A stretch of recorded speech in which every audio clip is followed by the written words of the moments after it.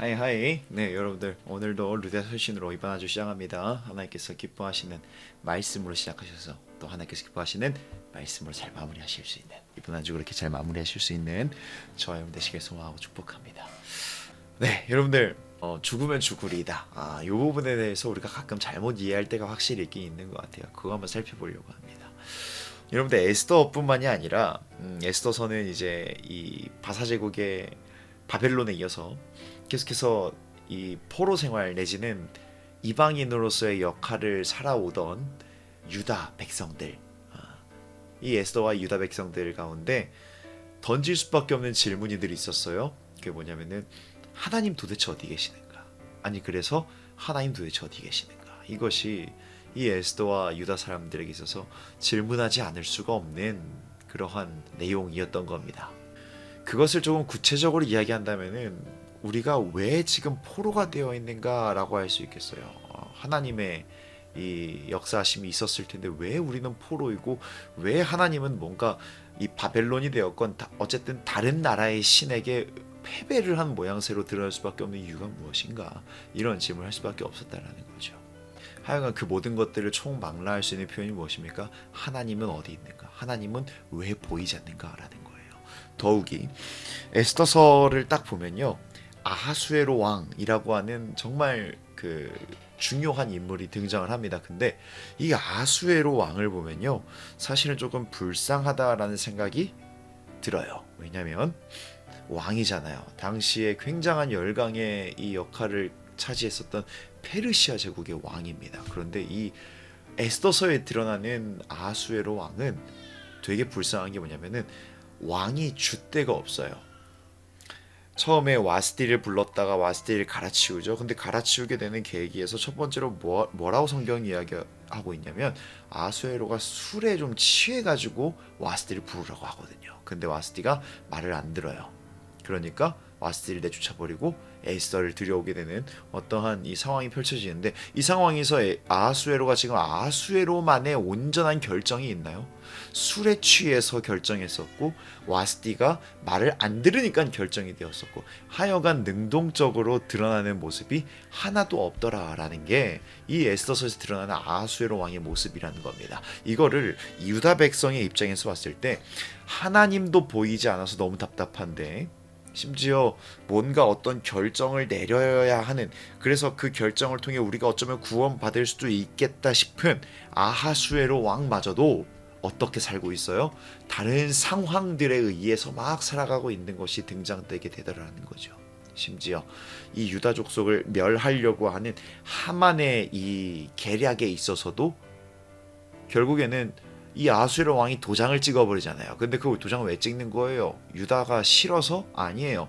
하만의 계략에 놀아나면서 찍었다라는 거죠. 하여간 아하수에로 왕은 지금 자기의 줏대도 없어요. 그리고 그 줏대 없는 왕을 보면서 유다는 더 걱정할 수밖에 없다라는 것이 이 당시의 유다 백성의 상황이었다라는 것이고, 유다 백성뿐만 아니라 에스더의 상황이었다라는 것이 우리가 반드시 이해해야 되는 부분이라는 거죠. 그러던 중 에스더는 이 하만의 이 못된 계략을 막기 위해서 어떻게 이야기합니까? 그때부터 죽으면 죽으리이다 라고 선포를 한 거예요. 근데 사랑하는 여러분, 죽으면 죽으리이다 몇 장 몇 절인 줄 아세요? 4장 16절입니다. 자, 그러면 그 죽으면 죽으리다 라고 하는 그 결단에서부터 하만이 아하수에로 왕에 의해서 사형을 당하게 되는 장면은 어느 장인 줄 아세요? 바로 7장입니다. 그 4장 16절에서 7장에 이르기까지 에스더는 어떠한 모습으로 소개되는가?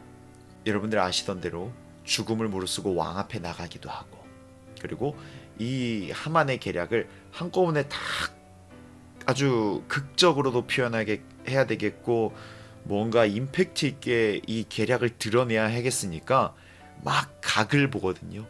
마치 스테이징을 하듯이 그 무대를 만들어내는 에스더의 모습이 있다는 겁니다. 무슨 말이에요? 에스더의 죽으면 죽으리이다 라는 거는요, 아이 그냥 어떻게든 되겠죠, 그냥 아이 뭐 가면 배째요가 아니라 죽으면 죽으리이다 라고 하는 그 결단 이후에 에스더가 할 수 있는 것들을 착착착착 준비해서 정말 죽으면 죽겠다라고 하는 그러한 결단으로 내가 해야 될 일들을 감당하는 것이 에스더의 모습이었고 죽으면 죽으리이다 라고 하는 자세에서 발견할 수 있는 우리가 또 반드시 또 실천해야 되는 모습이다라는 것을 우리가 오늘 본문에서 놓쳐서는 안 된다라는 겁니다. 사랑하는 여러분, 죽으면 죽으리다 라고 하는 선포는요, 될 대로 되라 에라 모르겠다가 아니에요. 죽으면 죽으리이다 라고 하는 선포는 어떤 의미냐면은 지금 내가 나의 자리에서 죽으면 죽으리이다 하는 심정으로 나의 할 일을 하겠습니다 라고 하는 선포예요. 그리고 이 성경에선 드러나지 않았지만 마치 괄호가 쳐져 있는 것처럼 당연히 동시에 고백됐을 법한 내용 무엇일까요? 하나님 앞을 향해서 말이죠. 이런 것 아니겠습니까? 하나님, 죽으면 죽으리이다 라는 심정으로 저는 저의 일을 하겠습니다. 그러니 하나님도 하나님의 일을 하여 주시옵소서 라는 선포가 아마 에스더에게 숨겨진 선포가 아니었겠느냐 한번 추측을 해봅니다. 실제로 놀라운 반전이 계속해서 일어나게 되죠. 여러분들 성경 잘 보셨으니까 알고 계실 겁니다.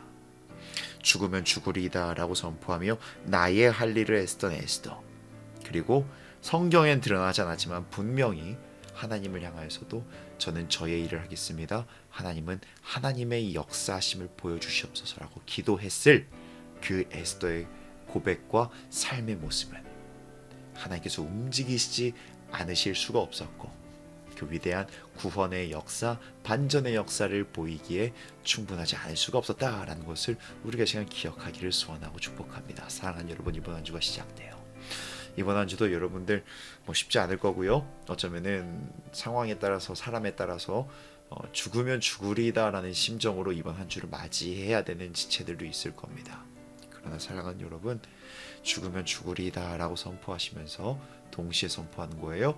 하나님, 저는 죽으면 죽겠다라는 마음으로 열심히 내게 주어진 일 하겠습니다. 하나님 역시 하나님의 일을 하여 주시고 저희 믿음의 눈을 열어서 하나님의 일하심을 목도할 수 있도록 인도하여 주시옵소서. 그것이 여러분들의 간절한 고백이 되길 소원하고 이번 한 주를 가득가득 채울 수 있는 고백이 되길 소원하고 축복합니다. 그렇게 이번 한 주 하나님의 일하심을 목도하시고 그 하나님의 일하심이 있기 때문에 나 역시도 내가 감당해야 될 일 충성을 다해서 잘 감당해낼 수 있는 저와 여러분들 되시길 소망하고 축복합니다. 이번 주 화이팅입니다. 아자.